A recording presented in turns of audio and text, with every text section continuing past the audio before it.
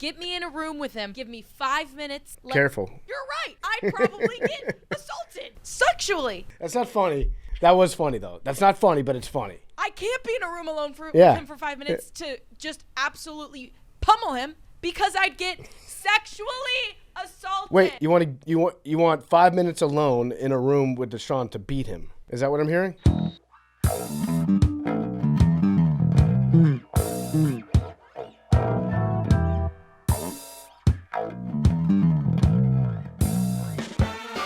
Back to Macrodosing. It's Nanodosing. It is Tuesday. It's August 25th.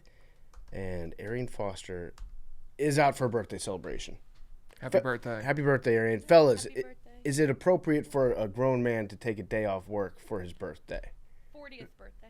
No, but I think what he was doing is he was pre-planning to be a little banged up from his surprise party last night. So that's actually interesting. There was a surprise party for Arian last night that we would have gone to had we not had to go to Camp Barstool today. So, but he didn't know that, obviously. So was he planning on just like getting drunk? Like just by himself? Like what was his plan? I think he probably was under the impression that he was going to go out for dinner or something. I guess so. Have a few glasses of wine. Would have had to show up at the restaurant. Yeah. Yep. Okay, that makes sense. Yep. But happy birthday to Arian. He is 40. I think the nice thing that we could do is to maybe edit his Wikipedia page or edit the Wikipedia page for fumbles. I've never edited a Wikipedia page. Really? Yeah. It's the first time for everything. Well, you have to like log in, right? You have to like create an account. Yeah, I never cared that much. Yep. And as of right now, wait 1 minute here. We might have done it because I mentioned this on yesterday's part of my take. I'm on the Wikipedia page right now for fumble. There is no picture of Arian Foster fumbling the football anymore. We did it.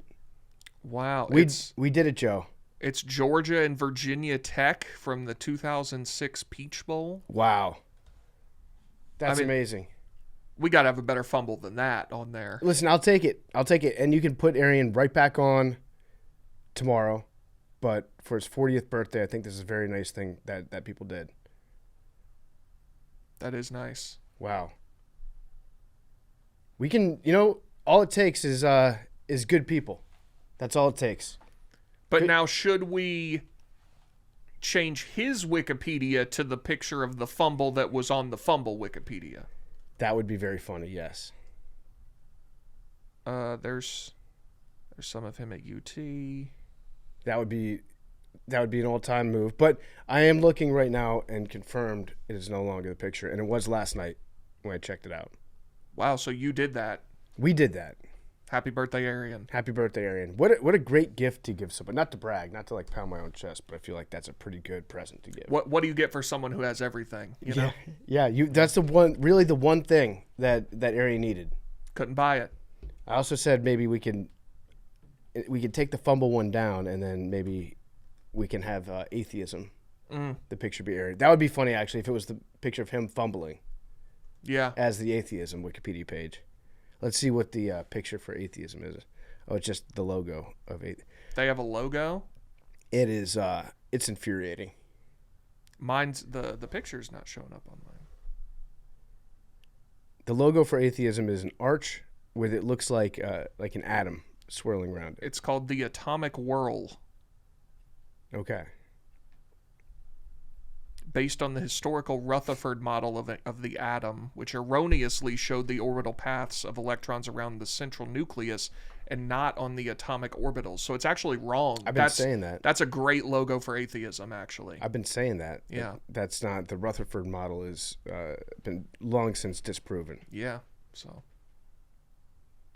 All right, well, happy birthday, Arian. Hope you have a good one. Enjoy your day.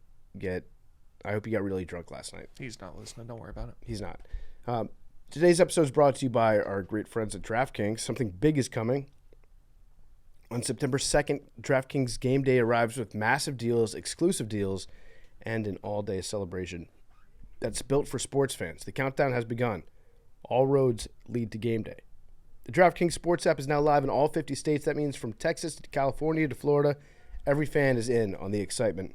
One app, every sport, all 50 states. DraftKings Game Day is yours. Remember the date, September 2nd. DraftKings Game Day is the kickoff of a new season, a new era, and the biggest day in sports history. Get pumped. Get ready to celebrate. New DraftKings customers sign up with code MACRO. Spend $5 to get $200 in rewards within 21 days. That includes all markets. That's code MACRO in partnership with DraftKings. The crown is yours. Macrodosing is also brought to you by Stella Blue. Stella Blue coffee, ready to drink canned lattes. You can taste the difference. You can make a difference. Stella Blue cans are made with 100% Colombian coffee. They're packed with 190 milligrams of caffeine. It fuels your day. Whether you're heading to work, the gym, or if you just need a quick afternoon pick-me-up, Stella Blue delivers smooth taste wherever you are. Here's the best part. 100% of proceeds will go towards the We Brew to Rescue mission, in which we're funding the adoption of 1,000 pets across the country. Grab an espresso sweet cream or espresso cafe mocha can today at StellaBlueCoffee.com, Amazon, or select Target, 7-Eleven, and Circle K locations around the country. Go to the store locator on StellaBlueCoffee.com. Find a store near you. All right, let's get into some news. I would like, for one, I would really enjoy discussing the new Natalie Harp stuff. Or do we have any fans in the house? I think I might be a fan. I don't know if I'm a fan. I'm wildly fascinated by this woman. Wildly fascinated. The picture that came out over the weekend of him golfing, I think that was in Scotland, and her just sprinting after the golf carts because they didn't want to give her a golf cart. Generational. It's so funny because she's got a little smile on her face. She's working hard. He's got this look on his face. And I'm sure it has nothing to do with the actual scenario, but the way the picture is portrayed, he's almost like trying to check his rearview mirror, being like, dear God, get me away from this psycho. And she's running after him, looking like, what's her name? Ela Fisher in Wedding Crashers. Yeah. Now, I have a theory about this, about the whole Natalie thing. And obviously, this was all brought to light. You know, there have been some articles written about her. She'd been mentioned in some books. But it was kind of resurfaced by John Ossoff when he was giving a stump speech and said that all he wants to do is fly in his free plane and hang out with Natalie. And then everyone kept talking about, like, who's Natalie? And then everyone kept talking about it. My theory on this is that there might be some people on the right Republican Party that are fed up with Trump, and they keep bringing up Natalie, being like, don't talk about the president that way. Natalie is a great young lady. Like, they keep injecting it back into the news cycle. And if you're Donald Trump and you want the story, you don't want people to talk about her, and everyone just keeps bringing it up in the spirit of defending you, but they could just not talk about it. That'd be okay. And it probably would have gone away if they didn't say anything about it. But people just keep talking about it, like, hey, you be nice to Natalie Harp. She's not actually fucking the president. That's disgusting to imply that she's having sex with the president. Like, they're saying it a whole lot, which makes me think that they are doing it, maybe some of them on purpose, to fuck with them a little bit. I don't know. That's just a theory I have because I have no idea why else they would keep bringing it up. I'm learning in real time. Who is this?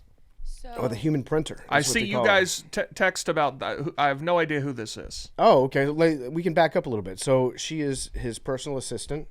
She tweets for him. She truths for him. So he'll just sit down and he'll dictate tweets and posts. In the what was that? Was it a documentary? Yeah, it was her. Yeah, that was her. Yeah. Okay. And she's called the human printer because she'll also, like, print out good polls and flattering news stories. And then she carries around, like, a portable printer, battery powered.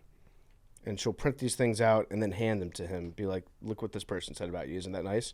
Like, that is her full-time job. She loves Trump.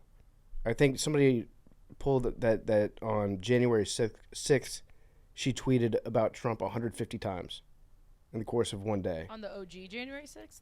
Yep. She credits Trump with saving her life because she had cancer, and there was an experimental treatment that she thinks, like, Trump personally signed off on to expand research that was instrumental in saving her life. I actually haven't looked into that. It might be true. But so she credits him personally for saving her life, and she is, I guess to put it mildly, obsessed with him. and she's always around. And she also used to be a OAN anchor. She works for him? Yep. Yes. Okay. She was an OAN anchor. She's in the White House. That to me would explain why she's around. Well, she's in the White House. She works for him. She was a news anchor. Either was it OAN or Newsmax, one of the two. OAN. And so she got hired to be pretty much like they say the personal printer, and also she like types out some of the tweets, and she just kind of hangs out. And there was an issue. People that worked in the White House were I guess, upset. They were concerned because she did not have any sort of security clearance whatsoever. And so after working there for like, I don't know, months or a year, they finally pushed her through on a security clearance, but nobody had like checked her out, looked into her past, or seen if she was any sort of liability. And people that worked for Trump were like, hey, we should probably check her out because she is like in his pocket all the time. So yeah, that's her. That's Natalie. She went to Point Loma Nazarene University, the most beautiful baseball field in America. You ever seen that? No, where's that? It's in San Diego. Let me find it. I think it's like the best campus that they're supposed to be. Look at this baseball field. Let's take a look. Oh my God, that's gorgeous. Yeah. Now the timing of all this stuff is a little bit interesting too, because Leavitt is out as press secretary, and there were some rumors that Leavitt and her did not get along. And case in point, when he got switched on the planes, when they put him on a different plane because the Air Force One had like some credible threat of being attacked by Iran. You heard about that story, right? Yes. So they did the switch. The catering truck drove some people off Air Force One, put them on a different plane secretly. I guess Leavitt and many other people, like I believe Rubio, stayed in the Air Force One. Yeah, Rubio was on that plane. And then Trump and a handful of others, including Natalie, went on the secret plane. And so Leavitt was like, hey, what the fuck? You put me on the plane that was going to get shot down potentially, and then she gets to ride on the safe plane. So people are thinking that she might be feeding some of the leaks and stuff behind the scenes right now. I don't know if that's true or not, but I think that would probably piss you off a little. Yeah, that's interesting. I don't know about the Air Force One thing. Obviously, leaving all those people on it without explaining what was going on, very bad. But you do have to put that plane in the air, right? Let's say that Iran really was going to shoot it down. Yeah. If all of a sudden Air Force One doesn't go anywhere and then there's a new plane taking off from somewhere, I assume if it's going to happen in that moment, Iran knows that that plane now becomes the target. Yeah, I guess. So, I guess what you could do, and I'm not a security expert, I guess you could get both planes on the runway, or like get them both ready for takeoff, and maybe as the old Air Force One, the one that's targeted, is like taxiing on the runway, the decoy or the real plane with Trump on it takes off, and then Air Force One gets out to the tarmac and then it turns around, goes back to the airport. Yeah, I don't know. It just seems like I guess, who's the pilot that you tell, like, hey, you got to go put this bird in the air? How would you feel if you were the pilot? Yeah, they probably didn't tell the pilot. I'd assume not. They didn't tell anybody else. Like, how do you think that would shake out here at Barstool Sports? If there was like a credible threat against Dave's life, we were all getting onto a plane. We were flying commercial somewhere, and then Dave got whisked away to a new flight. Everybody else took off, and let's just say, like, if he took Nadu with him into the catering truck, how do you think Rico would react if he was put on a flight going up into the air that was a decoy plane? Yeah, I don't know. I think it'd probably be a situation similar to today, where most people are left to drive 5.5 hours, but the heavy hitters are on a private plane. That is true. So I think you'd be safe going up to Camp Barstool. Yeah, I would be safe. Jerry O'Connell would be safe. Makes sense. Yeah. I actually don't know who else is on that flight today. I guess we'll find out. Excited to have Jerry. Excited to have Jerry on the flight, though. I bet you do know who's on the flight. I mean, Big Cat definitely. I would assume Hank. Max, I think the PMT crew. Sure. And then if Brandon Walker's not on the flight, he'll be very upset. Yeah, no, that's great. Enjoy your private flight. Up to beautiful rural Wisconsin for Camp Barstool this week. Very excited about that. A lot of quick trips with a K in between here and there. Yes. That's my. I'll do a Casey's as well, but Quick Trip, the wrong Quick Trip is my northern gas station. QT. Yep. Is one of my go-tos. They got the Cheese Castle on the way. You gonna stop by? I don't think you go that. You don't go. You go west. Okay. Not like up through Milwaukee. I passed the Cheese Castle the other day. Yeah. Well, I went. The Braves were in Milwaukee, so I had tickets for Friday and Saturday. My wife was out of town, and so I went on Friday. They scored a 1 run and looked abysmal, and they pissed me off so much that I just turned around and went home instead of staying in Milwaukee and going to the game on Saturday.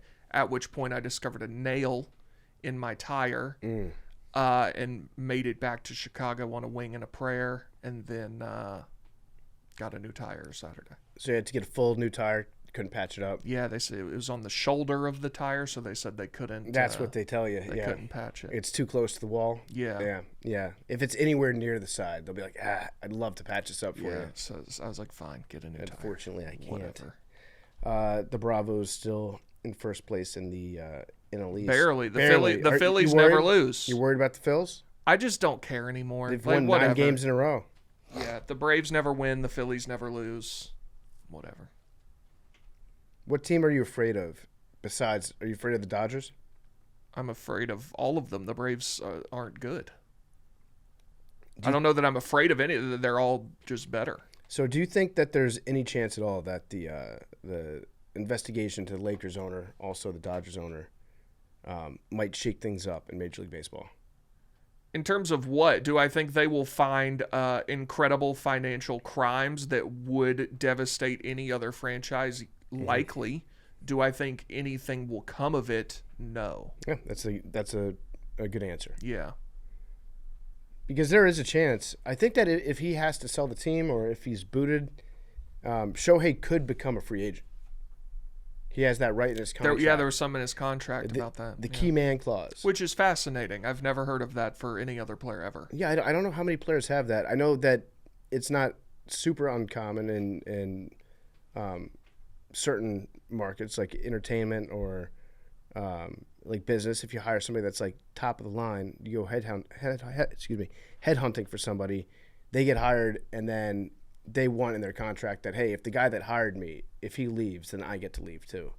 But a sports owner is really different than that because you're not like players aren't dealing with the owner very often. Right. Dealing with the GM. Yeah, that's a good point. Like, why would Shohei have that written into his contract about the owner? That's what I'm saying. It doesn't make a lot of sense, does it? Unless he knew something was going on. Precisely. There's a lot about Shohei that there is. You're just not allowed to talk about for some reason. Well, we can talk about it. No, I mean we can. It's pretty suspicious stuff going on. He's an interesting guy. Great ball player. Great ball. Maybe the best we've ever seen. Maybe the best in the history of the game. I don't know about that, but you think that who would you put, like Barry Bonds? I mean, yes, but he did steroids. The best hitter I've ever seen that there is no suspicion of him using performance-enhancing drugs is Albert Pujols. I don't know if you'd say he's the best ever. He's the best I've ever seen. In his prime, he was great. I do think that, I mean, what Shohei did, especially last postseason, that was the best baseball game that we'll ever see. Yeah. So, yeah, I mean, he's got some years to go, but he's definitely in the conversation of best of all time. What else we got in the news today? Big T. National Treasure 3 in production or about to enter production. If this movie is bad, it'll be one of the greatest injustices of our time. Now, what do you think it's going to be bad? There are a lot of ways you could go.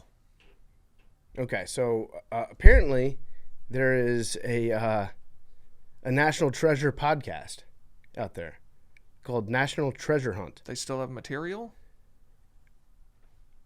No, I think it might just be a fan podcast. I'm not sure. But that's what I'm saying. Those movies came out in 2007. They look at everything through the lens of National Treasure, yeah. Okay, that's fascinating. Like anything happens, and they're like, this is like when they kidnapped the president. So the director, John Turteltaub, went on this podcast, said, I have not said anything before this, but you deserve to have the scoop. You are the first people I've said this out loud to. It's happening. I have not said anything before this, but you deserve it. It's finally real. It's Hollywood real, meaning things could happen. If Nick gets hit by a bus, there's no National Treasure 3.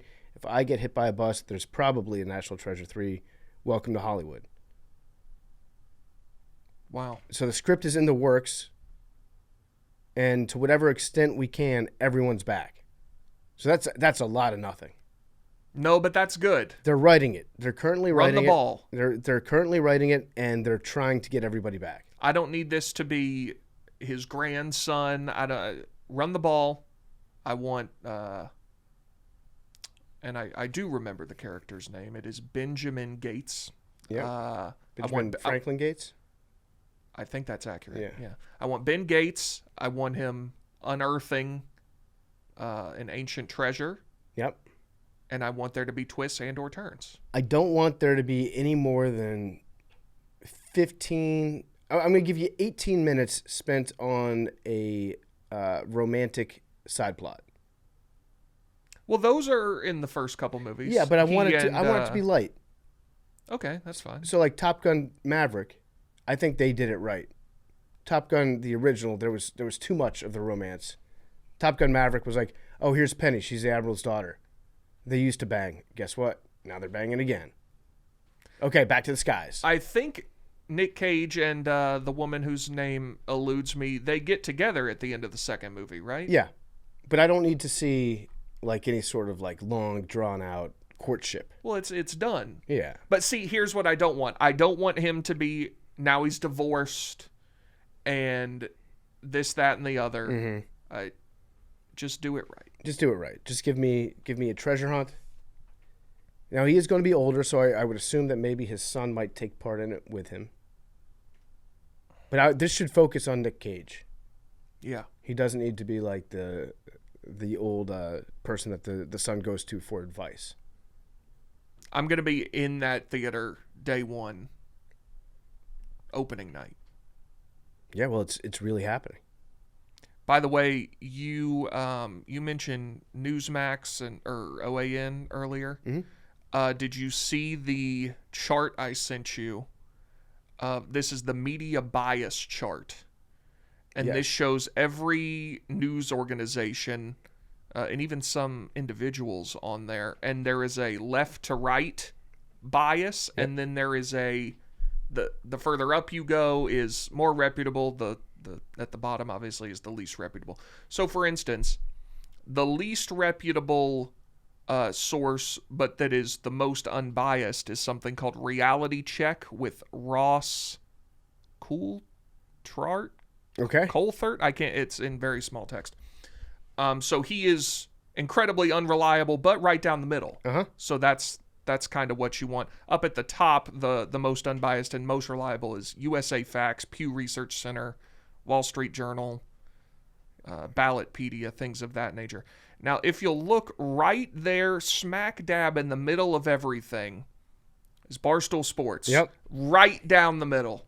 I love it. Now, it is a little bit, it's in the selective, incomplete, unfair persuasion or other issues category in terms of reliability. I would say maybe unfair persuasion is a fair way to describe some of the things that we put out. But but we're unabashed about it. We're like, yeah, we're gonna stand by our guys. Yeah, so we are to the left of our closest contemporaries are the Joe Rogan Experience, a little further to the right of us. Midas Touch to the left, Taylor Lorenz way to the left. Mm-hmm. The Daily Mirror is just a little bit above us, but in the same category, right there in the middle. Yep. MSN. Interesting place to be. So who put this together? Ad Fontes Media? Yeah, I'm not incredibly familiar with their work, but they seem to be some sort of "We rate the news" is their tagline. It seems to just be a bunch of charts. Chaps follows them. Okay. Yeah, looking around here, it looks like the least trustworthy, most extreme, Alex Jones, still got it. That's on the right, and then on the left, least trustworthy, most extreme. Hassan, hate to see that. No, he's not. He's not even. I think he's fourth. He's third. No. There's one up there on the left too. But Rev Left Radio. That would be the least trustworthy on the left. And then I believe that's Reductress. Is that right? No, that as you go up, those are more trustworthy. Yeah. They're just further left. Yeah. He is the third least trustworthy on the left. Third, yes, correct. And then let's see who else we got. Who's the most trust? What you see is the further it skews right or left, the least or the less trustworthy it gets. It's a on the triangle. Scale. Yeah, it's a triangle. So in the middle, and I don't necessarily think that that's true. I don't think that if you're moderate, that means that you're more trustworthy. Yeah, I don't agree with a lot of these. I think it just means that if you're, a lot of these have like Barstool Sports, there's no like singular take or singular political take, but they have enough people arguing either side of it that overall it would skew to the middle, even though there's not. That's really tough. Is there any website out there that you can think of that's like radical moderate? Well, that's how I believe Clay Travis describes himself, who just started a new publication. That's true. Yeah, I saw that. So I haven't checked. Is it Sport and State? Something like that. So I haven't checked out their work yet. I want to listen to this in the middle. The least trustworthy but moderate person. I want to know more about that guy. That to me is fascinating. And that is the reality check with Ross Coulthard, also the Daily Star and the Big News Network. I got to know more about these guys. How are you a moderate and also you're just making shit up? I'm looking into Ross. Do you see our good friend? He's a News Nation guy, it seems. Okay. Do you see our good friend Enes Freedom Kanter? No. He got kicked out of a WNBA game last night. Really? Yeah, he got into a screaming match. I have all WNBA related words muted on X, the Everything app, so I see nothing about the WNBA. That's maybe the smartest thing that you could have done. Yeah. So he went to a game and he got into a screaming match, and one of the players, who was the player that was yelling back and forth with him? Cloud, I think was her name. Yeah, and so Enes got kicked out. Natasha Cloud, and then people are making this into a big. First of all, please don't dead name him. To do. Enes, what's his name? Enes Freedom. Enes Freedom, yeah. So it's not even Cantor's no longer. Oh, on his account, it's Enes Kanter Freedom. Okay, yeah. I did say Freedom. He's had a wild life. So he went against Erdogan in Turkey, and then his dad got like arrested, I think. Yeah, he was a really sympathetic figure for a while. People were like, "Wow, this guy's really brave." Yeah, and to say nothing of his political takes, it seems like people that have played with him never I don't think he was ever a super well liked person in the league. And now he's getting kicked out of WNBA games because they won't draft him, I guess. So I see he's wearing a shirt that says woman, noun, adult, human, female. Mm-hmm. But what did he... That's a great shirt. The only video I see is this player like going towards him. Did he say something? I don't know. I don't know who started it. He doesn't seem to be the instigator from what I'm seeing. He's standing... Other than, I mean, if you want to say he's instigating by his presence and wearing that shirt, I guess you could make that argument. But he's standing and yelling. And his point is, I think, that he is, in theory, trying to protect the WNBA from having male players get into the league and dominate women's basketball. But that's not something that's happened until he did it. So I don't know. It's one of those, like, we're kind of looking into a mirror of our takes here. And then so he's getting kicked out of the game. You're right, Big T. Probably most of all because of his presence. I don't think that he wasn't running onto the court. He might have been saying something, but he was, I guess, just by his presence, you could say, instigating a dispute, which, like you should have a right to go wherever you want. But it seems like he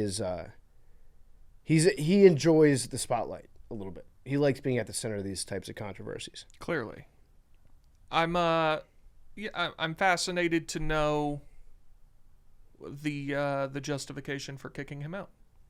Yeah, I don't know. I don't know what it says on the ticket. If it's if LeBron just gets mad at a shirt someone is wearing that has no profanity or any any derogatory language on it, and he just starts yelling at that guy, can that guy get kicked out? I think that's happened in the past in the NBA. Yeah, and the players have gotten a lot of shit for that, for like being too soft, and just because you don't like the presence of somebody, do they have a right to be there because they bought a ticket?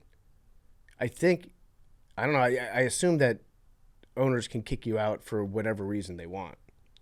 I think owners probably can, but this is a player. Yeah. James Dolan kicks people out all the time. Yeah. Scans them in. He's got facial recognition. He does. You want to talk a little preseason NFL ball? I know you love it. Yeah, when I woke up this morning, I said, man, if I could just get the opportunity to talk preseason today, that would be a great day. I mean, Joe Milton. Listen, that's what Joe does, baby. Joe Milton is so back. I actually do I told you earlier, I think I want the Falcons to trade for Joe Milton. The Falcons are going nowhere quickly. Let's just see what happens. They should honestly trade for Joe. That was a great throw that he had. He looks like he might have a little touch. I mean, Tua sucks. Mike Penix is still hurt. Yeah, Mike Penix, yeah. Yeah. And then it seems like the Cowboys, they've got their quarterback in Dak. They've got another good backup in Sam Howell, who's playing really good this preseason. So why not trade for the good of the league? Why not trade Joe Milton to a place that's going to let him start? We need at least a year of Joe Milton. Yes. We're hiding his talent under a bushel, and I would prefer we let it shine. I would agree 100% with that, Big T. But yeah, the Joe Milton experience is not for the faint-hearted. It's not. You're going to fall in love with him, but he's going to throw the football a quarter mile. He did look, though. He had a few 10-yard throws that were rolling to his left, right on the money. Yeah. And, I mean, we got almost like a plethora, a surplus of too much talent at the quarterback position in the NFL these days. To the point Is that what they're saying? Yeah. I don't know that I agree with that. The Browns didn't even know who they were going to start at quarterback until just this morning. Yeah. It's Deshaun. Shocked everybody. That's crazy. It's Deshaun. How fucked is that, Mad Dog? It's so fucked. That your owner, I was thinking about this on the drive-in today. Yeah. The owner of the Browns, Jimmy Haslam, big Tennessee guy, last year he said, we took a big swing on the quarterback position and we missed. Yeah. And we got to move on from that. Yep. I don't know if he said we got to move on, but he said we took a big swing and it was a miss. Mm-hmm. Literally, the owner said that. Mm-hmm. That miss is now starting at quarterback. Well, what do you want him to do? Play Shadur? I guess. Maybe a guy that you haven't said is like a failure. At the end of the day, like... Did you see that press conference? Yeah. They have to... You want them to lose on purpose? Well, that's what they're doing. Big T, I think that's what they're doing right now. This is how fucked their quarterback position is. You could make a case, either one of the two guys, that they'd be starting so that they can tank. Like, this might be the most impregnable tank job of all time. How old is Deshaun Watson? He's 30 years old. I looked it up yesterday. Are you serious? I'm dead. I would have said like 34. Listen. That's what I said. I said 34. I was 4 years off. Listen, to say nothing of his off-the-field behavior, there is a chance that he's still good. No, there isn't. Sure there is. He played Big T. I was with you. He has been one of the 10 best quarterbacks in the world at a point in the not so distant past. I would say top 5. I would say he was top 5 when he was really good. Big T, I thought the exact same thing as you. I was like, I don't think it's remarkably likely. I was like, what if Deshaun is just good again, and then the Browns have to give him an extension? Wouldn't that be funny? Oh, don't even say that. But he's not good. He's dog shit. He's very, very bad. We haven't seen him. We saw him in the preseason. I guess his coaching staff has seen him in practice, but we've seen enough of him play.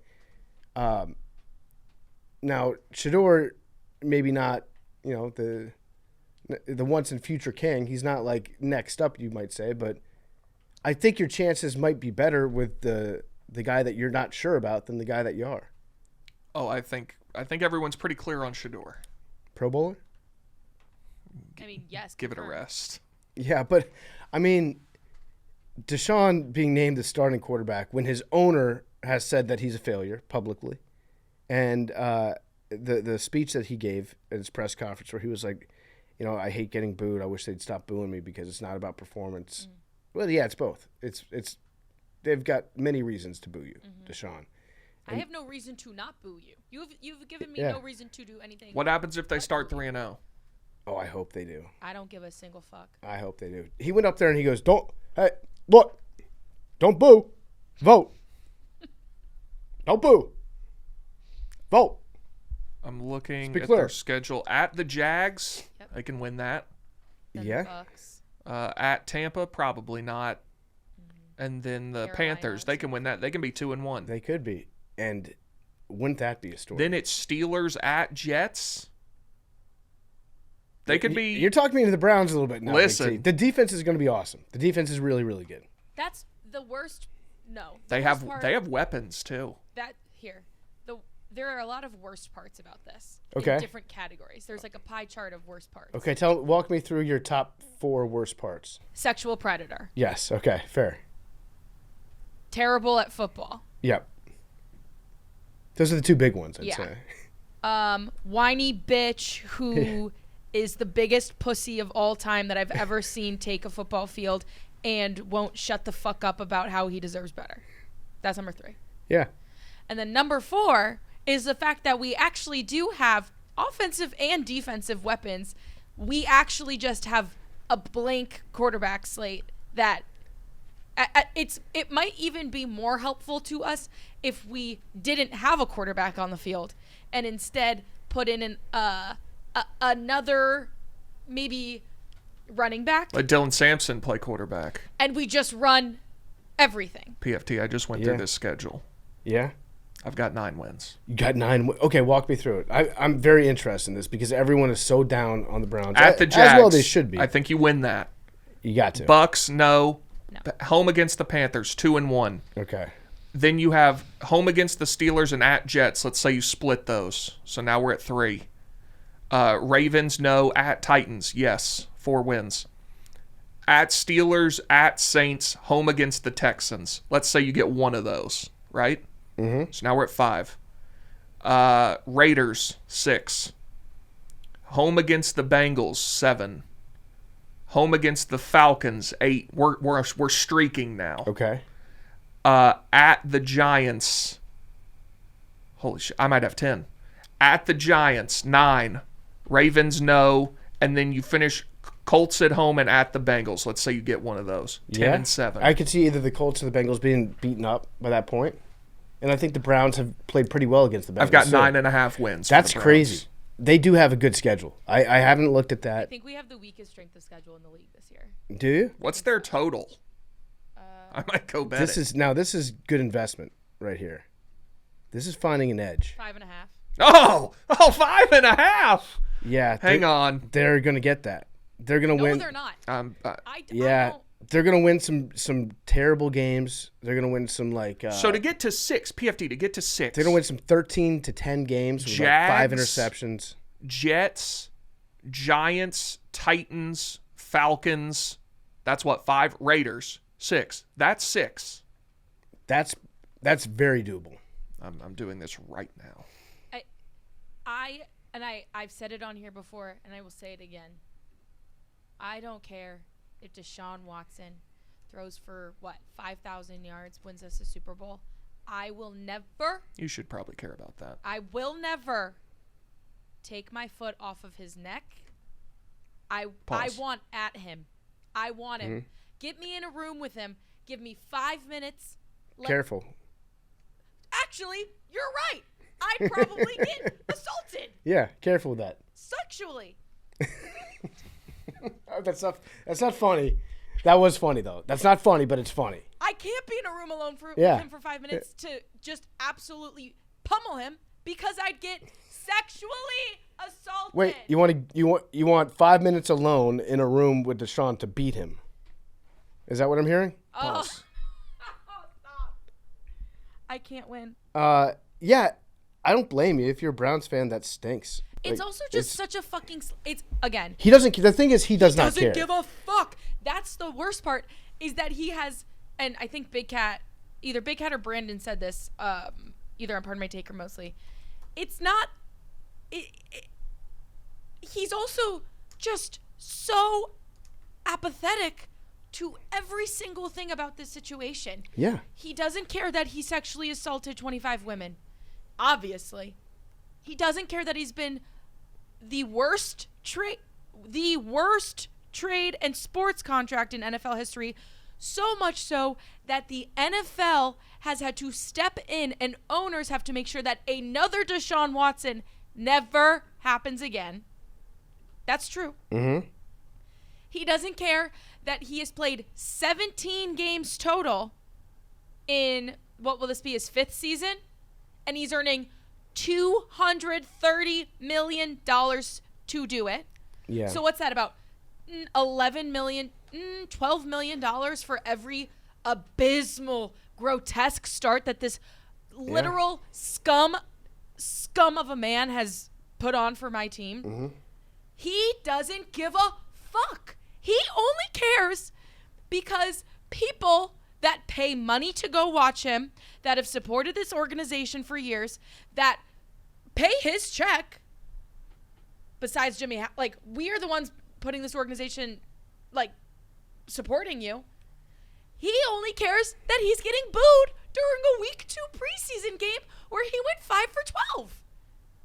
Yeah. That is the only thing he cares about. Yeah. He doesn't care. He said, it's not just about performance. Not only are you the worst type of guy in the world, you also suck at football. And my team is paying you $250 million to suck. I think I have the right to hate you so much that it makes me heat up on the inside. You cause me physical, like, you cause me agita, Deshaun Watson. Mm-hmm. I to even think of an extension, I'm like shaking with rage. Mm-hmm. Would now be a bad time to disclose that I'm on the Browns over 5.5 wins. It's a good bet. Look, and like, I hope you win money. Just business. It's just business. It's just business. I hope Not you win. I hope we get 6 wins just so you get to cash out, but we still objectively have a bad season and like. I also doubt that it would be Deshaun getting you 6 wins. He's probably not going to play the whole season. I don't even. Let's know. just start like 3-1, and then I can cash out, and then they can lose the rest. It's a good point though, Mad Dog, because he listen, getting booed sucks. I'm sure. I don't give a fuck. If you're in the spotlight and your performance has not been good, would not be fun to go to work every day and have your home fans boo you. Would not be fun to go to work every day and have your home fans. May I raise you something on that? Well, give me 1 second, and then you can raise. But it would also not be fun to have like your home fans, some of them applauding when you suffered what could be a career-ending injury. I understand that on like a human level, but on the other hand, if you're gonna say like, hey, why can't I get a little redemption? Like, poor me. Why do I have to be carrying this cross? It's because you've never apologized for anything. You've never taken responsibility for everything, for anything. So how can you expect people to forgive you for something that you haven't even admitted to? Like that is the ridiculous, like, completely blind spot part of this entire thing from Deshaun. It's like nobody owes you forgiveness because you haven't taken any sort of accountability. He hasn't asked for forgiveness. Yeah. He's asked for respect, which he has not earned. Yeah. That's a different thing. I actually would, I would hope in my heart of hearts, in my moral senses, that even if he was remorseful, I would hate him as much as I do now. It's the smug lack of respect, lack of humility, lack of apology. Like, what a terrible example of a person. Like, and he's putting on his $500,000 earrings while he's saying, "Oh, woe is me." You know what would make it a lot better? Like, if I were in Deshaun Watson's shoes and I was getting booed by 10,000 people during a preseason week 2 game because I absolutely just can't play football anymore. You know what would make that better is if I went home and I opened up my bank account and I saw, how many is that? 9 figures in there? I think I would figure it out. I think I would, stop being a mega pussy. And I'm actually, pussy is like actually so much stronger than what he is. Yeah. Whatever tiny micro penis he's got going on over there that has hurt and ruined several women's lives. He's going to go home to his beautiful, beautiful mansion in Bracknell or Pepper Pike, or you guys don't know these suburbs, but like these beautiful suburbs. Pepper Pike sounds fun. I'm sure he has a place on the lake. And I would look at my bank account. I would open up Chase, or I would open up whatever fancy bank account he has, and I would see his career earnings, and I would figure out how to go to bed at night. Maybe I would pop a melatonin and I would figure it out. No, I have to listen to him like nails on a fucking chalkboard. I have to listen to him try to discipline the fan base because I'm getting booed and they booed me when I even tore my Achilles, and it's really hard to be me, Deshaun Watson, sexual predator, NFL quarterback worth $230 million. Wow. I can't give you anything. I can't give you grace. I can't give you sympathy. You have not done anything to deserve it. You have not done anything to earn that. Like, I can't think of someone more or less apologetic in a situation as terrible as him, as Deshaun Watson. And I don't know what Jimmy Haslam is thinking in these moments. I don't know, and I don't know ultimately who is making these decisions. I don't know if it's Todd Monken or Andrew Berry or Jimmy Haslam. Maybe even throw D. Haslam. Maybe D. Haslam has some love for him. I don't know who's making these decisions at the end of the day. Yep. All I know is that they ultimately do not fully care about this franchise, because if they did, things would have been changed. Well, this would have never happened in the first place. I want him, I want to know who makes the decisions, and I want to know the reason behind these decisions, especially after Saturday's press conference. And I know Todd Monken said that he would be making the decision. I want to know if that's him, because that's I would say not a great start to a first season as a head coach, is naming the worst player ever as your starter. Yep. I want to know what's happening there. My theory is, it's not like it takes a big tinfoil hat to think this. I don't think that it was Todd Monken's choice. But so who do you actually? I'm genuinely asking, like, who would make that decision? Is that an Andrew Berry decision? Is that a Jimmy decision? It sounds like it would probably be a Jimmy decision. Okay. Would be my guess, because I don't. And again, it's actually the perfect crime for the Browns, because you can't say with certainty that they should start Shedeur. I think a lot of people would say, it's the right call to start Shedeur, but he's played so poorly that it's not one of these like open and shut cases of Shedeur Sanders is a star and Deshaun is the worst. Shedeur has played marginally better than Deshaun, but the thing is, he's way younger. He has none of the baggage. Yeah. So why not see what you have in Shedeur? That to me seems like a no-brainer. But just from like a strictly performance, it is kind of the perfect crime, because most people, you're not going to find too many people standing on a soapbox saying Shedeur Sanders is the clear number one. PFT, you should have told me before I placed this bet. He was 5 for 12 for 36 yards and a pick. Yes. I told you he's been bad. I said 5 for 12. I can cash it out. Should I? Because that's the thing. Their defense is that good where they should win some games. 6 isn't that many. It's not that many. I'm going to take it. I'm going to ride with you. All right. If you take it, I'm staying in. Yeah, I'm going to ride with you. That's a good bet. I think still a scumbag guy, but yeah. I think the Shedeur thing, the whole situation with Shedeur, at least with Shedeur, one, again, not a sexual predator that we know of. And I would not even like to put that on him. Not a sexual predator. Obviously, is he a perennial, like, all-pro quarterback? It doesn't seem to be that way. But he cares. It's very evident he cares. It's very evident. I think he's willing to learn. And I think at this point, I don't see, and again, I am not as well versed in football as you guys or as the people who work at the Browns. I don't see personally why we don't put Shedeur in to get him more experience, and hopefully that's how he learns. Mm-hmm. Rather than he has to watch Deshaun for, let's call a spade. What's he going to go, 4 weeks maybe, Deshaun Watson? Maybe, based on his track record. And he goes 10 for 21 with 162 yards and 2 picks. Mm-hmm. I don't see how Shedeur is becoming a better quarterback by watching Deshaun Watson suck balls.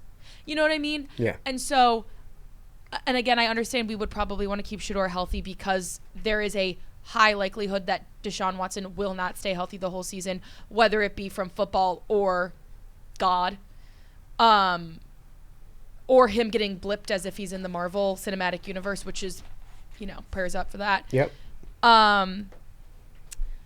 I don't understand how that's making Shedeur a better quarterback.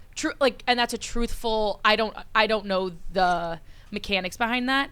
Obviously, Dylan Gabriel is also not someone I would like to see on a football field anytime soon wearing the Browns colors. Again, these are the cards I have been dealt. At this point, throw in Taylon Green. Yeah, I mean, he's what do we have to lose? He's a fun athlete. I'm truly trying to wrap my head around how people see this being a growing lesson for Shedeur of, like, you're going to stand behind this guy who sucks dick and this is how you're going to learn. I don't see how that happens, but again, I am not someone who knows the ins and outs of NFL quarterback rooms like that. Go off. But it's a slap in the face to everyone who roots for this team, who has done so, through the worst of the worst performances since we came back from Baltimore in '99. I just really don't see how they expect us to stand behind this decision, especially after Saturday, and have any hope, for this season. Respect this decision. Respect the front office for making this decision, whether it be Todd Monken or Andrew Berry or whoever. I know I'd like to know the names of those people. I just don't see it. I don't understand what I'm supposed to do here. And I've said that, I think, every year when Deshaun steps out on the field for the first time, usually to an Achilles tear about 17 minutes later. But I don't understand how they want me to sit here and have any other feeling but the one I'm having right now. Yeah, it is. It's insanely disrespectful to the fan base. I can't imagine that Browns fans are going to – it's not like they're going to boycott going to the games. Cleveland's going to show up for the Browns no matter what. They always will. But the best way to get people to boo you is to tell them to stop booing. Yeah. That is the number one. Women. Yes.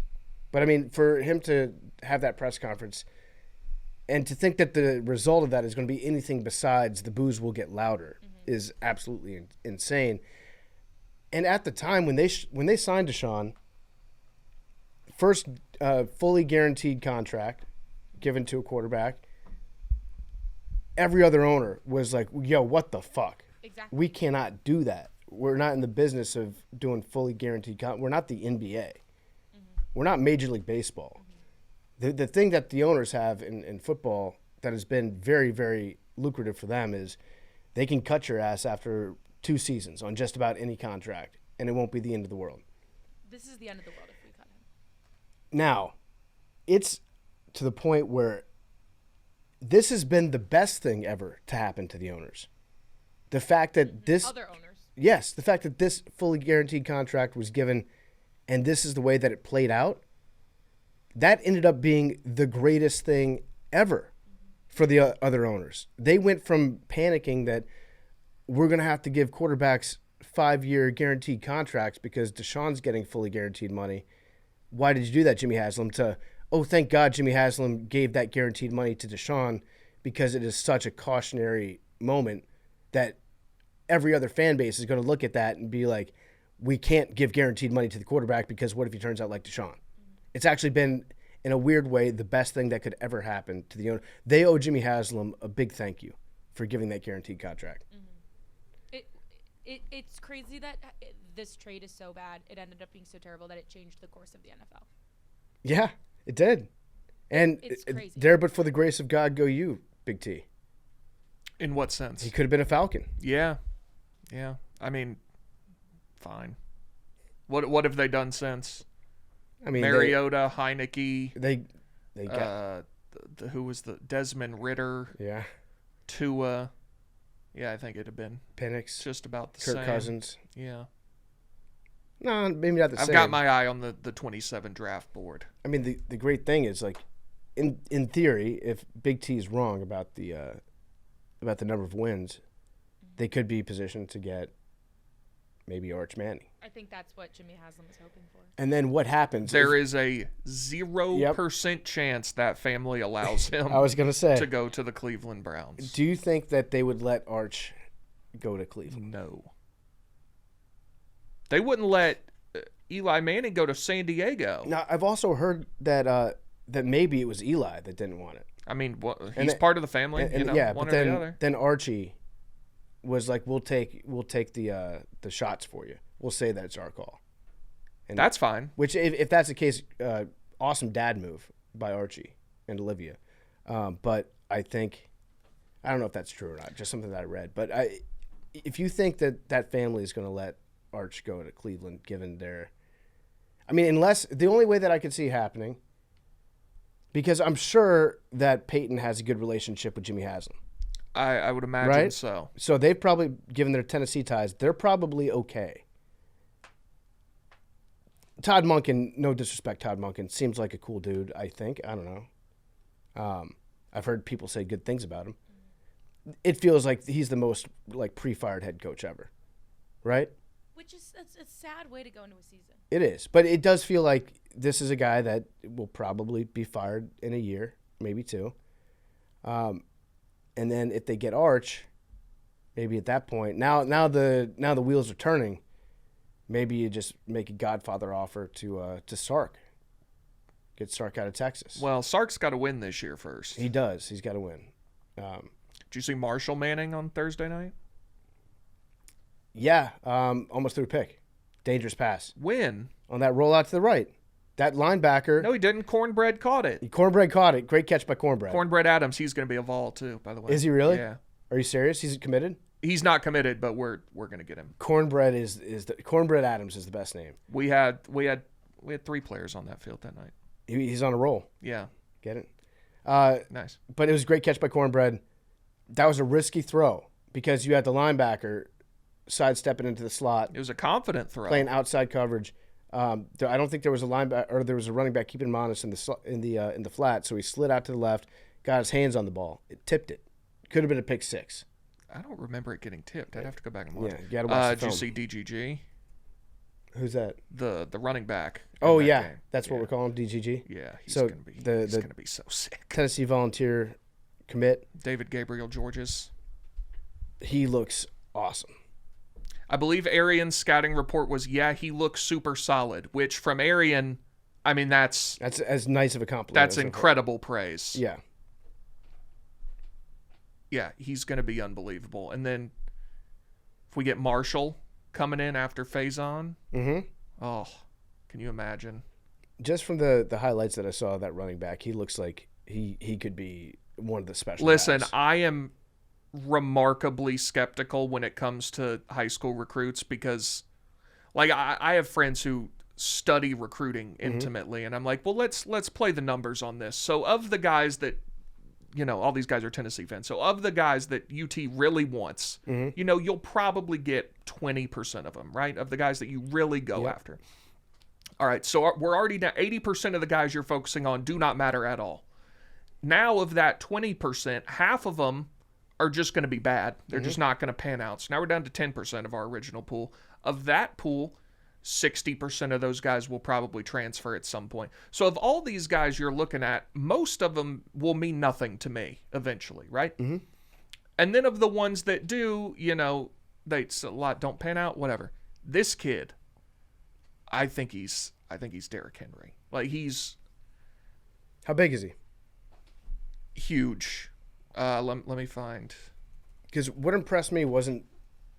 It might have had something to do with his size, but the way that he was able to stay on his feet and keep moving forward through contact was absolutely incredible. 6 foot 210. Okay, so he's big kid.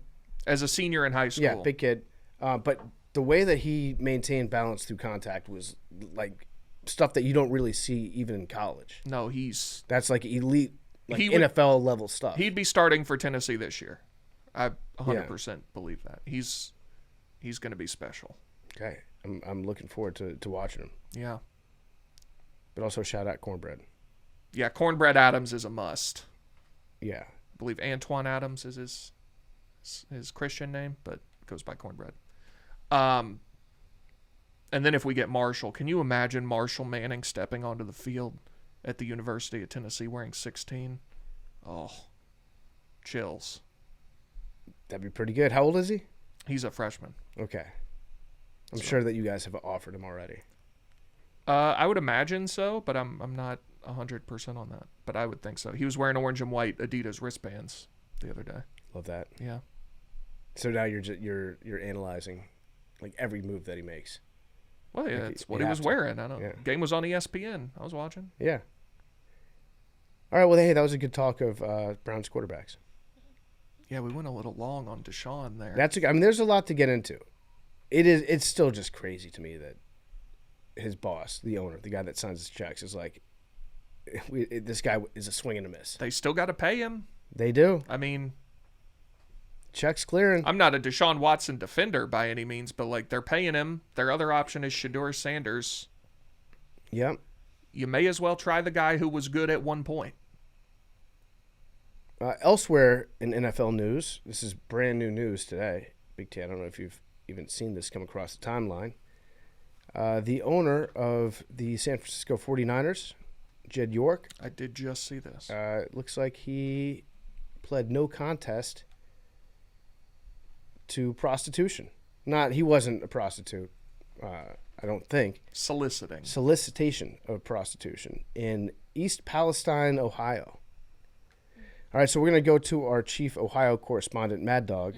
Mm-hmm. Tell me about East Palestine, Ohio. That's where the train. I was going to say that's where the train, if you remember that. Yeah. It's a mining blue-collar town. I would say, and no offense to East Palestine, there's not a ton happening there. It's on the border of Ohio and Pennsylvania. Okay.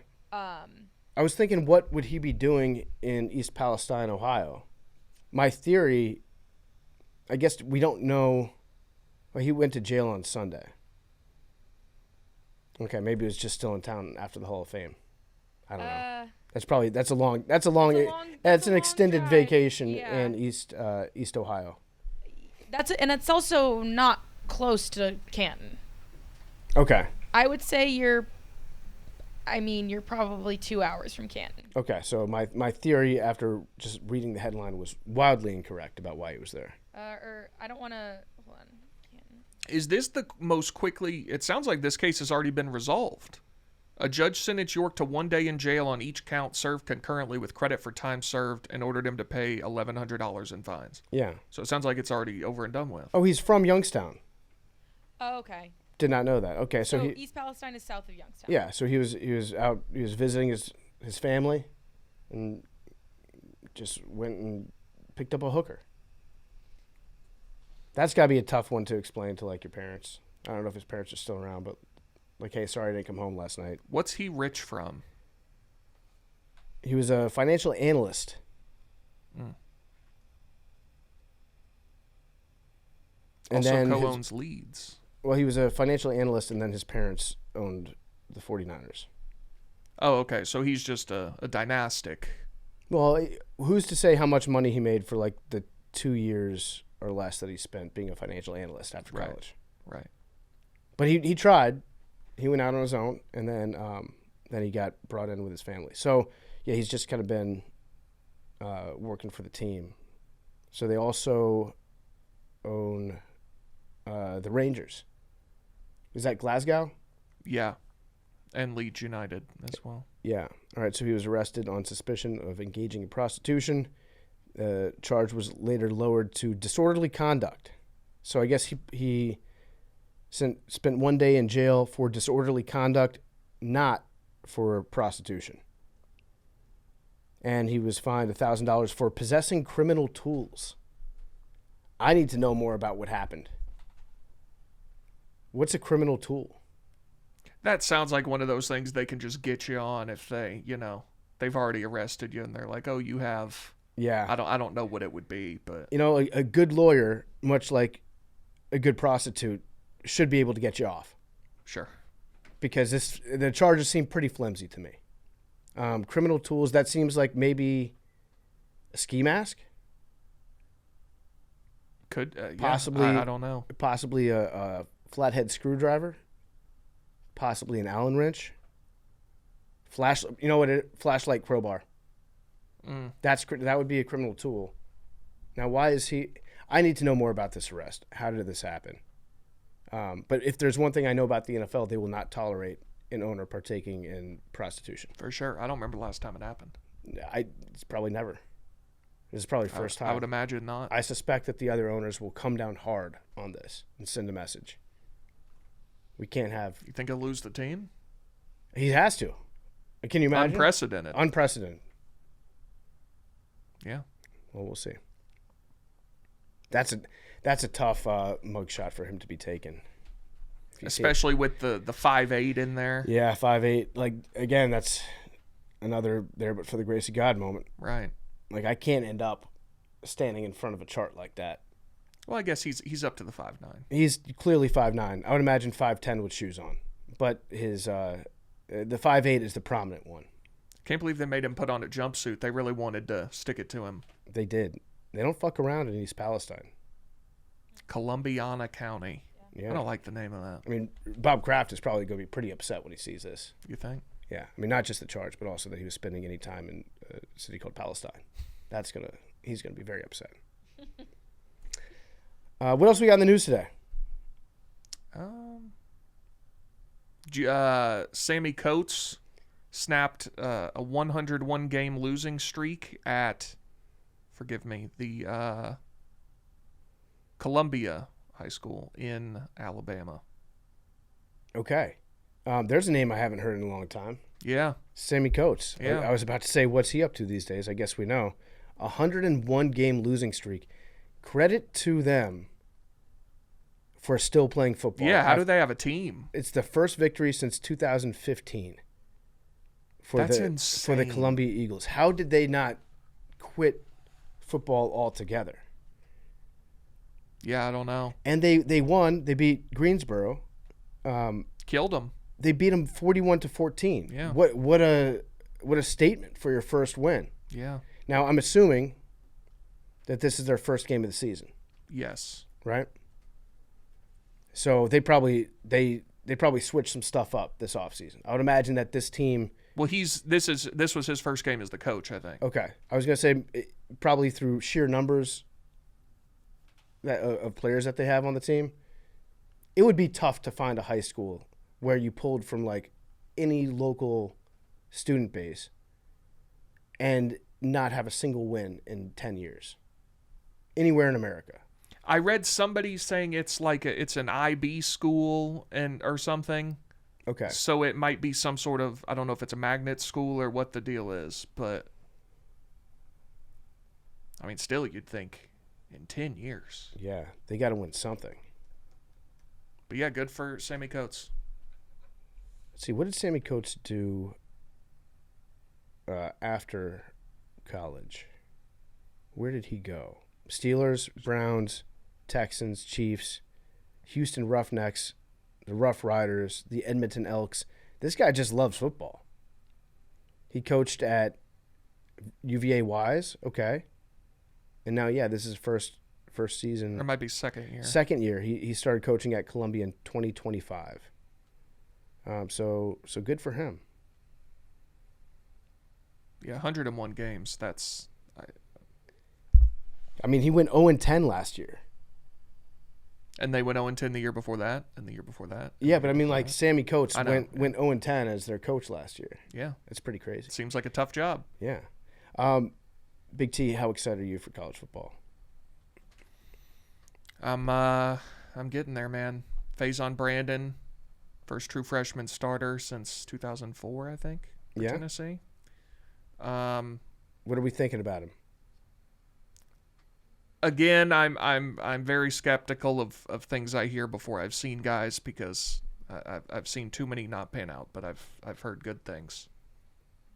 Yeah. I heard a comp that stopped me in my tracks. What was that? I can't say, but I'll tell you later. No, you have to. You're not saying, because they'll know. I can't say it, but it stopped me in my tracks. Is it a Tennessee player? No. Tell me what school. I can't.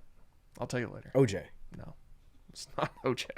And that would have stopped It'd me. be bad for a quarterback if he was compared to OJ. Yeah. But that would have stopped me. Sure. But yeah, the week 1 slate this year is kind of. It doesn't do it for me. One of the Texas, Ohio State, or Oklahoma, Michigan games should have been week 1. So yeah, week 1's not incredible, but we're back, which is good. Week 0 has a sneaky. If you want to, PFT. I know you're in the Shieldy community, but if you really want to illuminate to people that you're a real ball knower, you tell them week 0. Everybody, TCU, North Carolina is the main game, and then there's. I disagree.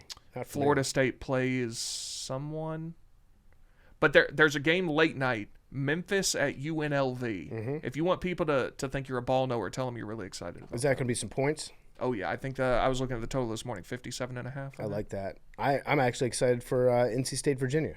Although I think we talked that's about the that. ACC game I was thinking of. But is it an ACC game? I don't remember if that's one of the ones where they say it's a non-conference game. It could be. Those always get you. Do you know who UNLV's quarterback is? No. Do you remember Jackson Arnold? Yes. Who sucked at Oklahoma, went to Auburn, stunk again. He's now at UNLV with Dan Mullen, so okay, maybe get something out of him there. Dan Mullen, good for him. Glad he's getting another bite at the apple here. Yeah, but yeah, excited football. We love it. We do. Best week 1 games go, not week 0. It's just LSU, Clemson, really, and then there's one at 3 or Sunday. There's Wisconsin, Notre Dame, and Ole Miss, Louisville is Sunday. Can I give you one? Yeah. Liberty, JMU. Wow. Where is that? It's in Harrisonburg. Okay. It's a strong open. Hosting the Flames, yeah. So they're coming over, making that hour-long drive from Lynchburg. Let's see what's the spread on that. Guess the spread. I mean, I don't know anything about either team. I would guess Liberty's usually a pretty good team. They score, but they play in points. USA now, which is a joke. Yeah. I would guess JMU is a 2.5-point favorite. JMU is favored by 6.5. Wow. Don't like that. Don't like the 6.5. Why? I just don't. I don't like the number. I know in theory, it's a decent number if you're a JMU fan because you get the touchdown. Right. It's tough to beat in-state rival like that. Yeah. Do they play every year? They play a lot. They don't play every year. Over-under is 52.5 points in that game. Then I'm eager to see what happens with little brother, Virginia Tech. I think they'll be a pretty good team this year with James Franklin. What do you know about Camden Coleman? Not a lot. What do you know about him? Nothing. That's why I asked you. Is that going to be a name to know? That's JMU's quarterback. I know, but I don't know anything about him. Where did he come from? I want to say he's a North Carolina guy. Richmond. Right. From North Carolina. Went to Richmond last year. Didn't play at all. He played in 23 and 24. Okay, so 2024. Third team, All Coastal Athletic Association. He was a one-time CAA Offensive Player of the Week. That's what you look for. Yeah, he flashed. Okay, just trusting Billy. That's where I'm at. We're trusting. Man, I forgot he's there now. Sunbelt Billy. He's back where he belongs. It is Sunbelt Bill. Sunbelt Billy. He can get results in the Sunbelt. Yeah. He might not be built for the SEC just yet. I'd love to see him back at Florida someday. Would you? Yeah. Why? Because we beat as him. a Tennessee fan. Yeah. We could finally beat Florida consistently. Yeah. What else we got? Anything else we want to get into today? There's I one don't other know. story. Okay. The Army is trying to get people to re-enlist, Yeah. and they're willing to get creative with it. This sounds like there was a no bad ideas meeting at the Army, right? And the U.S. Army unit, there's one in Georgia. That Do you is know not- where in Georgia? It says a U.S. Army unit in Georgia is offering active duty soldiers a 4-day pass to play the popular game Grand Theft Auto 6 when it's released this fall. So it's like a pre-thing. Like, when it comes out, we will give you 4 days to just game. Just get it out of your system. Oh, it's Fort Stewart. Okay. 9th Brigade Engineering Battalion, part of the 3rd Infantry Division. They've chosen this incentive as part of their re-enlistment. Per the Army spokesperson, the idea was to have a unique incentive program that connects to what soldiers are interested in. The command team, in conjunction with a career counselor, wanted to get soldiers excited to re-enlist. The game's released on November 19th. It's a major entertainment event for fans of the series action, blah, blah, blah, blah, blah, blah, blah. The Army memo has circulated online. It says any soldier who signs a re-enlistment contract between August 1st and November 14th will be authorized for a special 4-day pass designated to coincide with the highly anticipated release of the video game Grand Theft Auto 6. About 130 soldiers are currently eligible. They must re-enlist for a minimum of 2 years and up to 6 years. So 2 years for 4 days. But think about how good those 4 days are going to be. So maybe I'm different. All I would spend those 4 days thinking about is the anxiety and the terrible decision I made to trade 4 days for 2 years. Can you not? Oh. What time do these guys? They got to get off work at some point. Just go play it then. The Sunday scaries that you would get on day 4 I can't even of fathom. playing GTA, that has to be the worst Sunday scaries of all time. I can't imagine. Time to go back to war. For 2 years. It was a great weekend. I don't think there's a weekend possible that could, like, if you're on the fence, if you are not somebody that wants to serve in the military, I don't think that there's a 4-day weekend that could make it worthwhile for somebody that doesn't already want to be doing that. No. All right. I mean, there is an amount, but like, what amount of money? If you're somebody, you've been in the military for 5 years or whatever you had to do, and you're like, man, I hate it. I want to go do something else. The amount of money it would take to get you to stay for 2 more years, I'd imagine, would be ridiculous, let alone 4 days to play GTA. Yeah. Do they give you like a copy of the game? Like, they buy it for you? That better come with the game. What's the setup like? Is it going to be like you have to play it in your own apartment? I think it's just you get 4 days off, and they're like, we're making it coincide with the GTA release, so you can do that if you want to. Can you imagine if, let's just say hypothetically, you're in this unit, and you're thinking, maybe, this sounds pretty good. 4 days off to play Grand Theft Auto when it comes out. But let's say that you're married and have kids, and now you're explaining to your wife, No, honey, you don't understand. They explicitly gave me this time to play GTA. you would get talked into doing all the chores so fast. You would be a shuttle service for the kids, drop off, pick up every single day, taking them to the doctor's office. You're changing diapers, the whole nine. And that's how you would spend your 4-day Grand Theft Auto vacation that you would get. There's no chance in hell that there's a wife out there that would understand the parameters and understand the sanctity and the importance of the fact that you're electing to do your Grand Theft Auto weekend. This reminds me of, this went viral a year or two ago. It was Disney employees. They get a pass that they can go to Disney World as much as they want, right? Yeah. And I guess they redid the contracts or something that made it to where you could pick either, do you want that pass to go to Disney World as much as you want for free, or do you want a free subscription to Disney Plus? And it was automatically selected, if you didn't go in and change it, that it was Disney Plus. Oh. So there were a bunch of employees that found out they lost their pass to go to Disney World. Oh, no. And they got a free $10 a month Disney Plus subscription. Oh, no. I mean, for how long? I don't know. I guess the length of the contract. Yeah. Disney loves.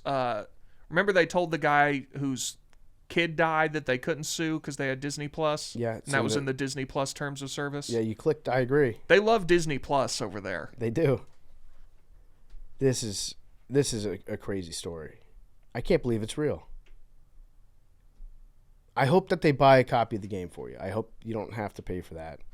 And I hope that maybe they see if you take the 4 days, you also got to try to like recruit some of your boys to maybe also take off work for that weekend. Otherwise, you're just like sitting on the couch, which I guess could be fun if that's what you're into, but you're just sitting on your couch for 4 days by yourself playing Grand Theft Auto, which I don't know, could be nice, but ultimately if that's the trade that you're making to going back to like the Persian Gulf for the next 2 years, might be nice to hang with the fellas. Also, I totally forgot what I was going to say. Don't worry about it. Now, what if the game sucks? It's a possibility. If the game sucks and you're like, well, that was a bad decision I made. Although my theory is that this video game is going to be every video game rolled into one. In terms of what? It's just going to be in its own world. Yeah. So like your character can go and take part in like any other type of video game. Yes, like there's going to be a casino that you can go into and stuff. There's probably you can steal a plane. I'm sure it'll be like a basically fully fledged flight sim. That'd be cool. Inside GTA that you can do. We'll get back to macrodosing in a second. The show is sponsored by BetterHelp. You've heard me talk about BetterHelp for a long time, but I don't know that we've ever actually talked about how much people love this service when they use it. You can check it out yourself at betterhelp.com/reviews. See amazing customer reviews in real time. The reviews are updated every day. They have hundreds of people saying how much they love BetterHelp, how helpful it's been to them. BetterHelp has an average live therapy session rating of 4.9 out of 5 based on over 1.7 million client review sessions. The feedback from people who have actually used the service speaks for itself. BetterHelp therapists have at least 3 years and 1,000 hours of hands-on experience. They also hold all required education, training, and certifications across a range of mental health specialties. BetterHelp makes it easy to get started. Answer a few questions, get matched with a therapist based on your needs. You can switch therapists at any time if it's not the right fit. See the reviews, see what stands out, and see if BetterHelp is right for you. Visit betterhelp.com/dose. That's betterhelp.com/dose. I got one more thing. This is kind of like a hand up. I fucked up, but I want to say it publicly because I'm an idiot. I bought a new computer like 6 months ago, and I got some specs from Zach. Zach told me like what to get because I want to get like a top of the line gaming computer that I could also use for like working from home or if I have to record a podcast. Basically I wanted a very high powered computer. And Zach gave me a whole rundown on all the specs that I should look for if I want a top of the line one.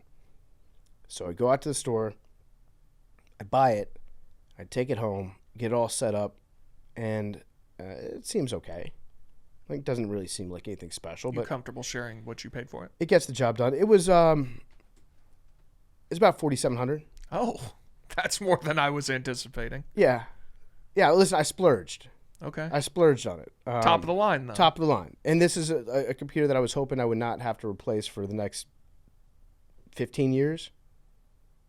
Right? Mm-hmm. Maybe. But I bring it home, I plug it in, and it seems fine. It seems like a pretty regular computer. I'm enjoying it. It kind of does what I need it to, but like there's some times where it's a little bit glitchy, it's a little bit slow. And if I'm running like a flight sim on there, don't really notice any upgrade in graphics, anything really different about the way that it operated from my last one. And I was like, okay, I guess I just got kind of a new computer, so I guess I can just count on this to be a regular computer for the next 10 years. Because my old one it was like buggy and it had its own issues. So at least it runs. That's fine. Then it starts just randomly resetting. And like cutting to a screen that you don't want to see. That's like pixelated and frozen, and then automatically restarting on its own. And then it starts getting to the point where I would log into like the Riverside or Zoom software. I would be like recording an episode of PMT, like 10 minutes of PMT late night, hop on that, and then it would just shut down. and kicked me out of the browser. So reinstalled everything, all new drivers, updated all the different browsers. At one point, I even completely reinstalled Windows on it to see if that was going to help, if that was going to work. And then I get on the phone with customer service because I did pay for the extended warranty on it, which is usually for suckers. But in this case, I'm glad that I did. Talk to the person. They're walking me through everything. And they're like, yeah, see where it's plugged in the back. And I had the computer plugged in, the display port to the monitor. I had it plugged in to the motherboard of the PC instead of the GPU. The GPU is like the output it's lower. Right. It's like halfway down. That right there is about $4,000 worth of my computer, is the GPU. Everything else was like decent amount of RAM, but like the GPU, the graphics card, was like professional level. I wasn't even using it for the last like 7 months. So I just had like a regular computer that I'd been using, not using any of the capabilities of it. So now it does work. Then it started to work pretty good, and then it like I noticed a massive difference immediately. It still had some issues, so I took it back in, and I guess there was something wrong with the RAM. They fixed that in about 2 hours. Got my computer back, and now I feel like I have like I'm running like the most powerful computer in the world. I feel okay, like, good. So it had a happy ending. Yes. So now I'm good, but I was so computer illiterate that when I get it all set up, I had no idea that I even needed to plug it into the GPU. So I was running a regular setup. Essentially, I was using like a $900 computer for the last 6 months. Well, at least you figured it out. So we figured it out, and it is, man, I feel like I'm actually like flying a plane. I thought you were going to say it burst into flames or something. It did not. I got it all set up now, so I'm pumped to use it. But I'm also good. moron. All right, anything else today? I don't think so. Nothing. Shout out to Oklahoma State. Their football coach Eric Morris shot and killed an armadillo also over the weekend. Really? Yeah, this is the lightning round of macrodosing. I did not see that. Do you have any comments? It was a push notification on ESPN. They pushed out Oklahoma State football coach Eric Morris shoots and kills armadillo in his yard. I'd love to know what he shot it with. As an update. Probably a gun. I meant what kind. Okay. Yeah. What would you use? Probably something pretty substantial, right? Yeah, I don't know. I don't know if a 22 is getting through that shell. I don't know if you use a shotgun or You'd have to be pretty a, close to it to hit it with a shotgun. 9mm handgun. I don't know what you use. And then also in the lightning round, the Washington Wizards now have not one, not two, but uno, dos, tres players named Trey on their team. They lead the league in trays. Young? Trey Young. Do they have Trey Kennedy? They have, he was just drafted recently out of Texas. Oh, Trey, is it an M? Nope. Oh, it's Trey Johnson. Yep. Yeah. I think he's very good. Yeah, sharpshooter from Texas. Trey Kennedy's a comedian, by the way, not a basketball player. And He's then the Christian comedian. Yeah, who's, they just picked him up last week. I don't know. Trey Man. Mm. Trey Man. Ah, fighter of the night, man. He was drafted by the Thunder. So yeah, that's a fun fact. 3 guys named Trey. Trays. We lead the league in trays. Nice. All right. Love you guys. We will see you on Thursday. Goodbye.